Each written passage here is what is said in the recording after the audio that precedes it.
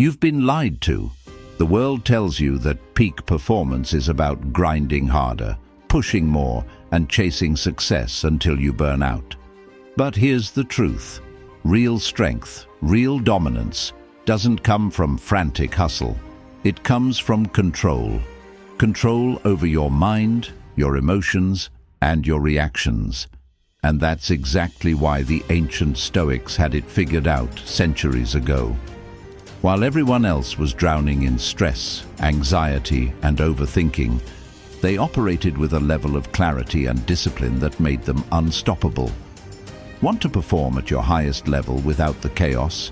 You need Stoic strategies, practical, proven, battle-tested mental frameworks that separate the elite from the mediocre.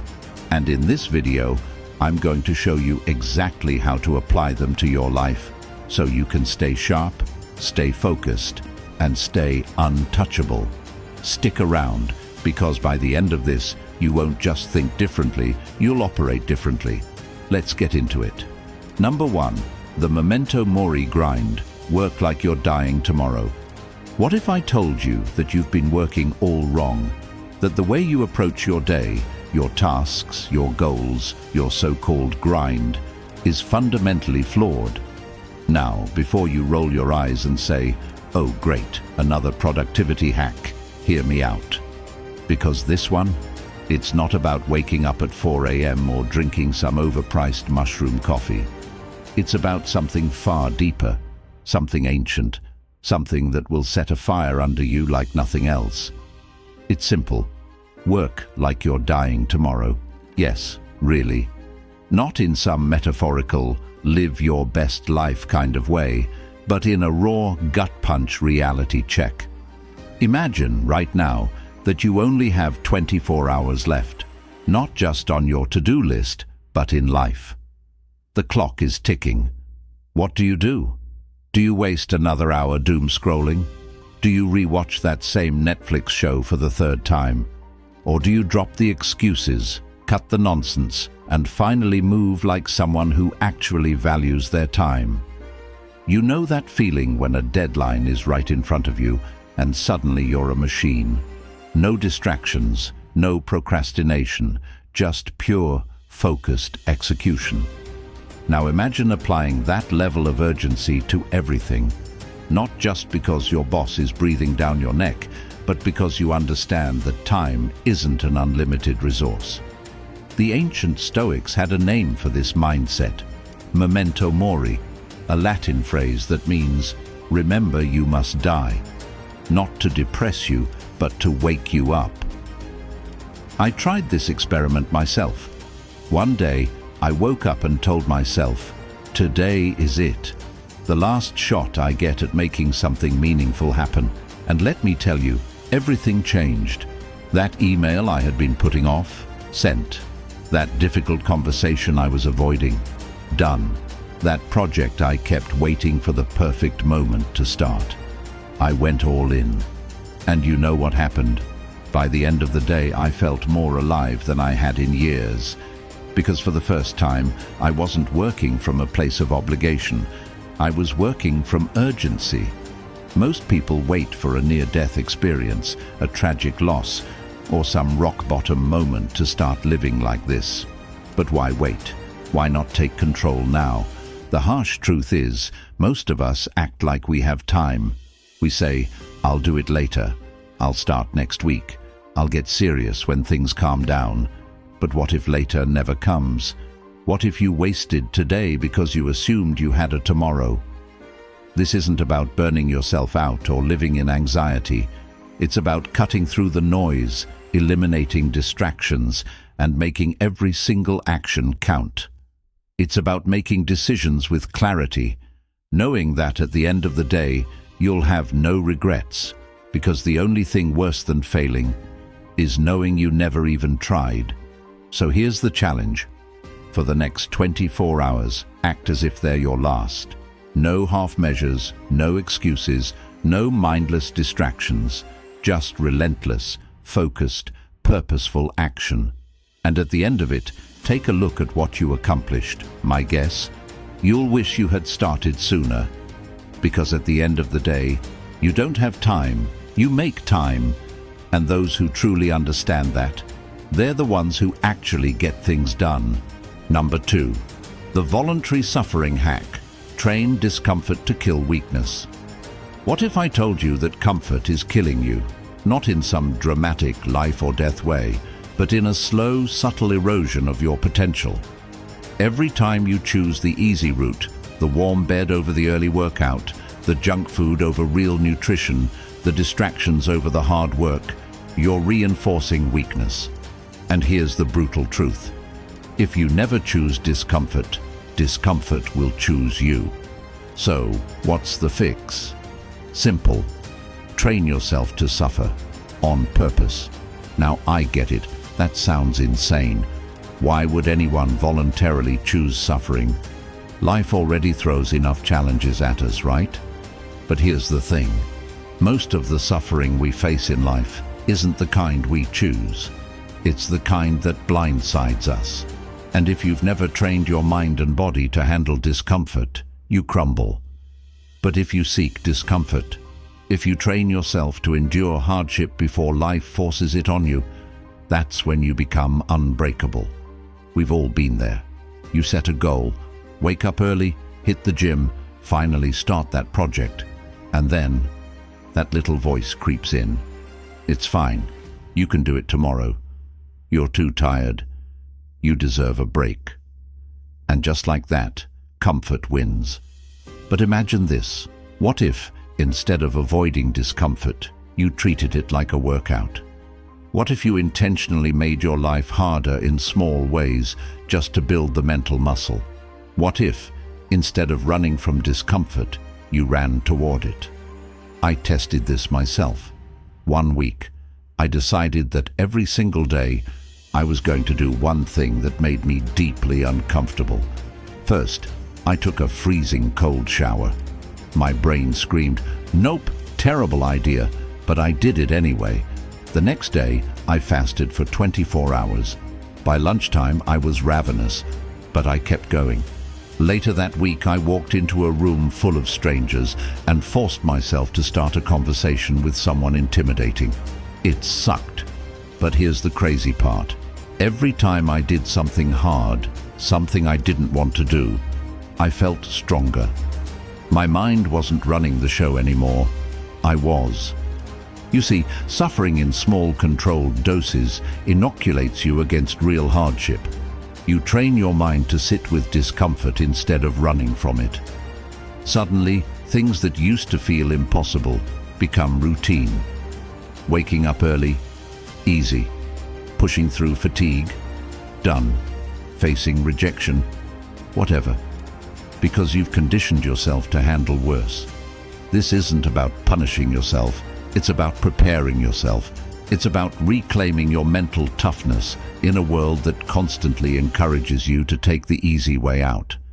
It's about knowing that when life hits you with real adversity, you won't flinch, because you've already trained for it. So here's my challenge to you. Every day for the next week, do one thing that makes you uncomfortable. Take the cold shower, say yes to the hard workout, have the tough conversation, skip the meal. Whatever it is, push yourself into discomfort on purpose. And when your mind screams, "No," you say, "Watch me." Because in the end, weakness isn't something you're born with. It's something you train. And the only way to kill it is to suffer voluntarily. Number 3. The anti-praise protocol. Starve your ego, feed your focus. Let's be honest, praise feels amazing. A pat on the back, a flood of likes, a compliment that hits just right.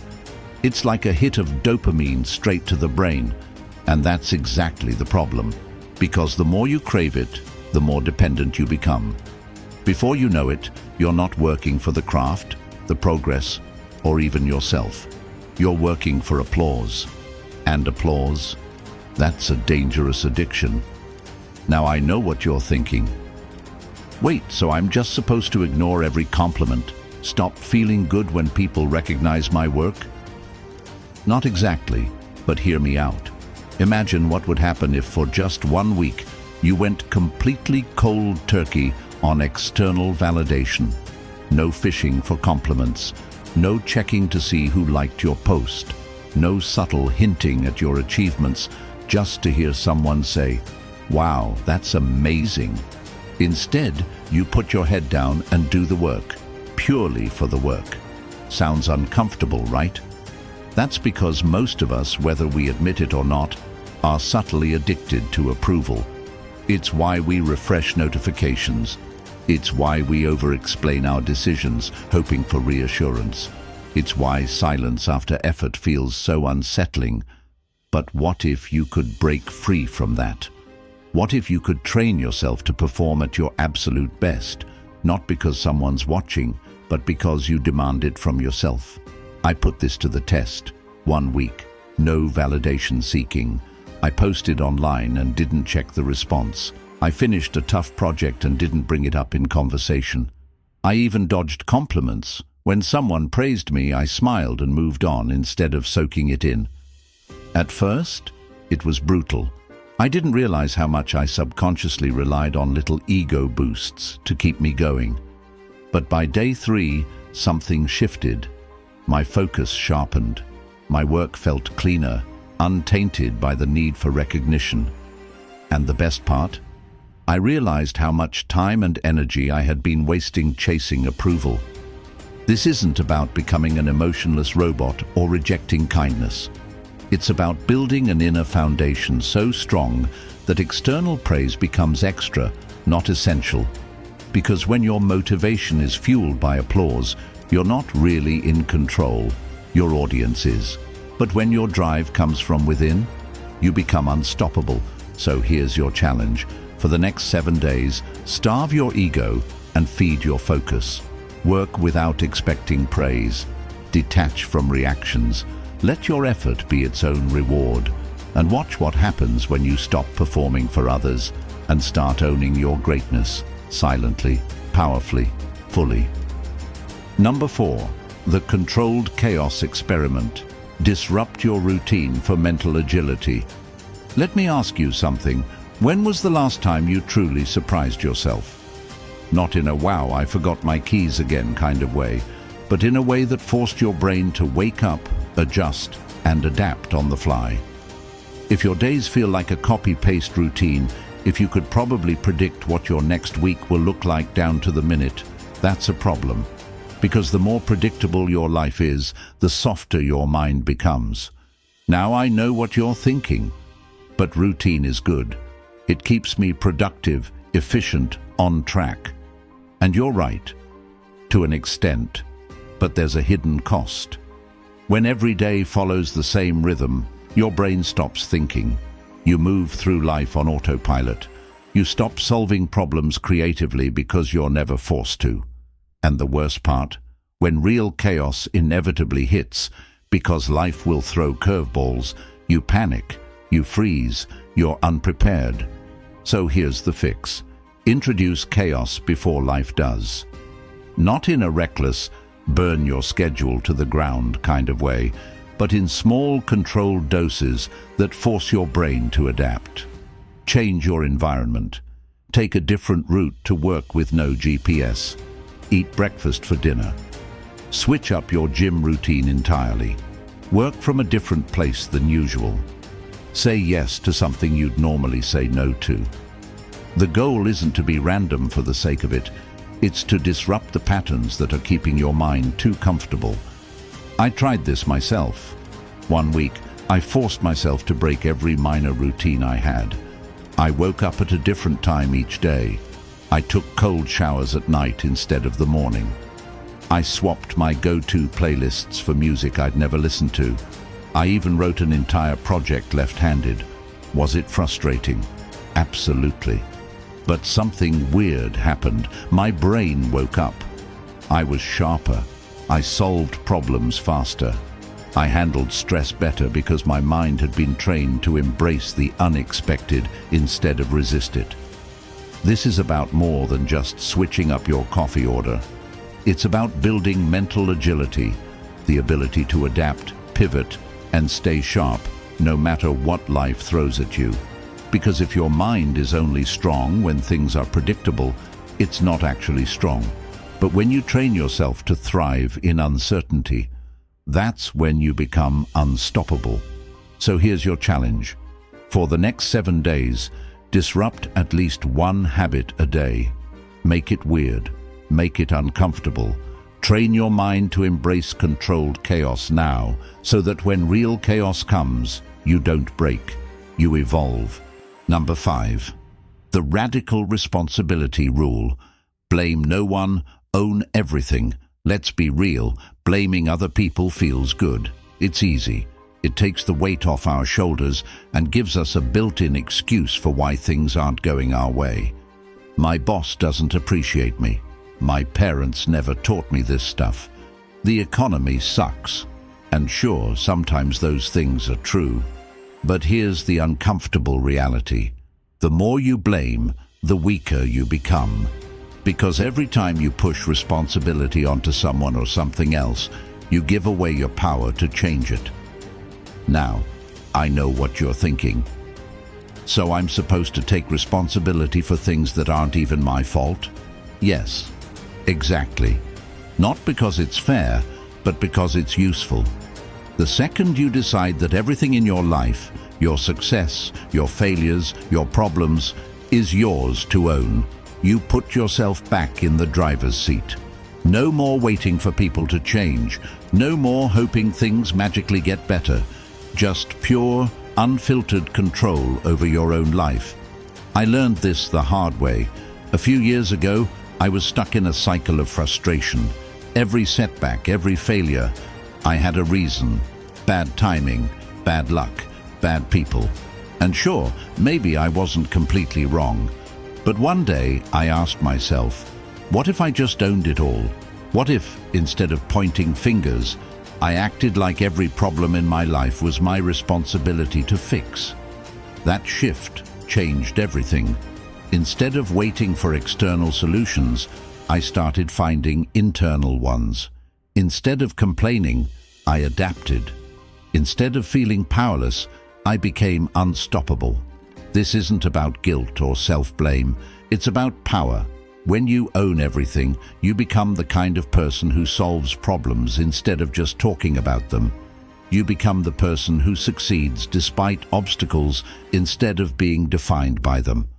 And most importantly, you take back control of your own life. So here's the challenge. For the next week, anytime you catch yourself blaming someone or something else, stop. Ask yourself, what part of this can I control? Own it, fix it, and watch how fast your life starts to change. Because the moment you stop waiting for other people to save you, you realize you were the hero all along. Your emotions are like money. You only have so much to spend before you're drained. But here's the problem. Most people are emotional shopaholics. They throw their energy at every little annoyance, every online argument, every rude stranger, every piece of bad news that scrolls across their screen. And by the time something actually important happens, something that requires real emotional investment, they're bankrupt. Now you might be thinking, so what? Emotions are natural. Should I just turn into a robot? No, and trust me, that wouldn't be any fun. But what you should do is start thinking of your emotions like a budget. Stop spending recklessly on things that don't matter and start investing in things that do. Because if you let every inconvenience, every minor setback, every negative opinion drain you, you won't have the energy left to focus on the things that actually move your life forward. I learned this the hard way. There was a time when I'd let small frustrations ruin my entire day. A passive-aggressive email, rage, a driver cutting me off, fury, someone misunderstanding me online, immediate need to prove them wrong. But then I started asking myself one simple question. Does this deserve my energy? And most of the time the answer was no. So I started cutting emotional spending. No more reacting to nonsense. No more emotional overdrafting. No more wasting energy on things that wouldn't matter in a week. Instead, I saved that energy for real battles, real goals, real relationships. This isn't about suppressing emotions, it's about strategically using them. Just like money, when you stop wasting emotions on useless things, you suddenly have more to invest in what actually matters: your growth, your goals, your peace. So here's the challenge.